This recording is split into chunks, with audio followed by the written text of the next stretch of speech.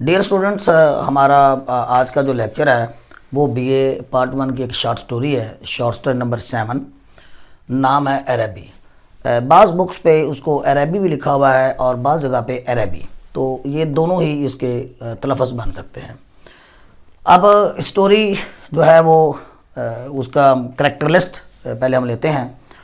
इस वीडियो में मैं आपको इसकी एक अच्छे भरपूर तरीके से इसकी स्टोरी जो है वो आपसे शेयर करता हूँ, और इसकी जो दूसरी वीडियो होगी उसमें मैं इसके इम्पोर्टेंट क्वेश्चन जो हैं जो कि पंजाब यूनिवर्सिटी में बारहा पूछे गए हैं और या पूछे जा सकते हैं, वो उसके हवाले से मैं डिस्कस करूँगा।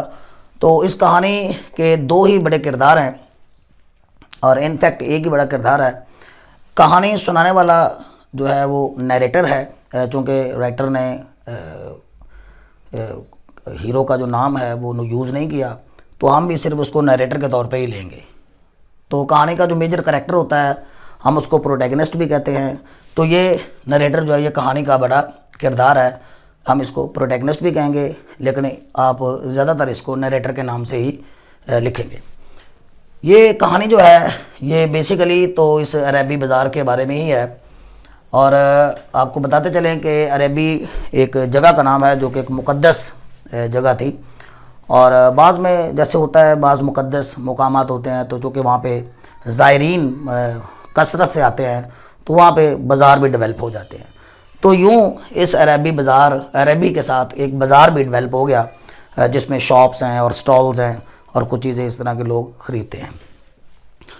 तो एक तो इस हवाले से अरबी को मैंने एक्सप्लेन कर दिया है कि अरबी एक बेसिकली एक बाज़ार है जिसमें कहानी की कुछ सेटिंग कुछ हिस्सा राइटर ने एंड पे लिया है। अब कहानी सुनाने वाला अपनी कहानी खुद सुना रहा है। वो कहता है, पहले मैं आपको बता दूं कि इसके जो नरेटर है वो एक टीनेजर है। वो अपनी कहानी सुना रहा है कि he was in his early teens. Teen age आप समझते हैं कि 13 से लेके 19 की जो एज है वो टीन एज कहलाती है। तो उसमें वो 13 का हो सकता है, 14 का हो सकता है, but we are not 100% sure कि राइटर ने कितनी उम्र दिखाई है। लेकिन हम कह सकते हैं कि वो 13-14 साल का, वो अर्ली टीन्स का ही एक यंगस्टर है। वो अपने बताता है खुद अपनी दास्तान कि वो अपने खेल के साथियों के साथ खेला करता था। उन खेल के साथियों में एक उसका दोस्त मैंगन भी शामिल था, और भी लोकल बॉयज़ सारे खेला करते थे, भागते दौड़ते कूदते। तो मैंगन की जो बहन है कहानी में, चूँकि एक लव स्टोरी भी इसके अंदर राइटर ने क्रिएट की है, तो मैंगन की जो बहन है वो अक्सर अपने छोटे भाई को बुलाने के लिए चाय के हवाले से, चाय पीने के हवाले से बुलाने के लिए अक्सर वो आया करती थी। तो चूँकि मोहब्बत एक कैफियत है जो इंसान पे तारी हो जाती है, तो वो कैफियत भी इस लड़के के ऊपर आहिस्ता आहिस्ता तारी होने लगी।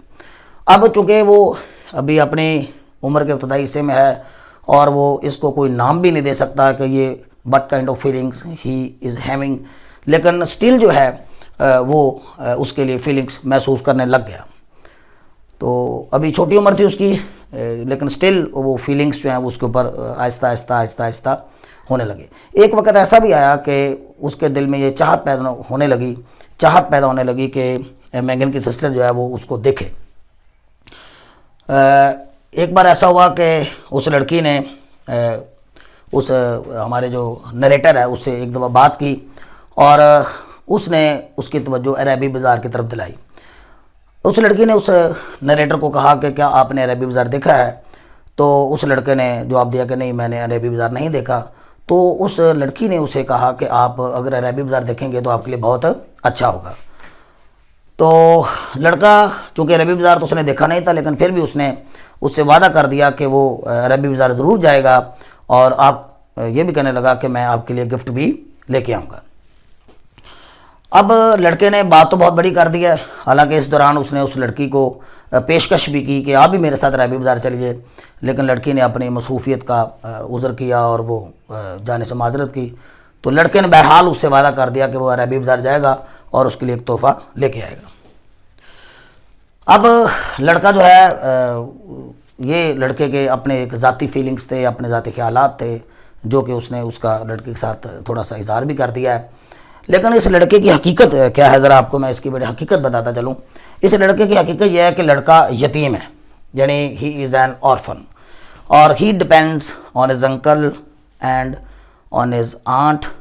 और जारी बात है कि ये वो उम्र होती है 13, 14, 15 की वो उम्र होती है कि जब हमें वालिदैन से या अपने जो सरपरस्त होते हैं उनसे परमिशन भी लेना पड़ती है। पैसे भी जारी बात है, पॉकेट मनी भी चाहिए है, फिर भी वो रैबी बाज़ार जा सकता है।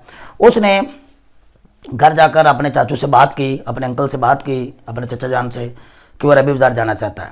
तो अंकल ने रैबी बाज़ार जाने की जो वजह पूछी, तो जारी बात है वो वजह भी बयान नहीं कर सकता क्योंकि ये बात ही कुछ ऐसी है जिसको इस उम्र में आमतौर पे छुपाया ही जाता है। तो बहरहाल अंकल ने कहा कि वो नेक्स्ट सैटरडे चला जाए। अब 7 दिन जो है, यानी सैटरडे का वेट करते करते उस बेचारे का बुरा हशर हो गया, क्योंकि मोहब्बत की फीलिंग्स उसके ऊपर इस वक्त तारी थे। और चूँकि हमारा जो राइटर जेम्स जॉयस है उसने ये भी दिखाया है कि मोहब्बत करने वालों का मोहब्बत बुरा हशर कर देती है। तो इस लड़के का अब हशर हमने देखना है कि इन 7 दिनों में उसका क्या हशर हुआ है। वो 7 दिन उसने बहुत मुश्किल से गुजारे हैं। वो अक्सर लड़की को याद करता रहता है, अक्सर जो है वो जिन किताबों को पढ़ने लगता है उस बुक्स के और उसके आंखों के दरमियान, पेजेस के दरमियान उस लड़की का अक्स आ जाता है। उसे अपने प्रेयर्स, इवन वो अपनी प्रेयर्स में भी लड़की को मिस करता है, याद करता है।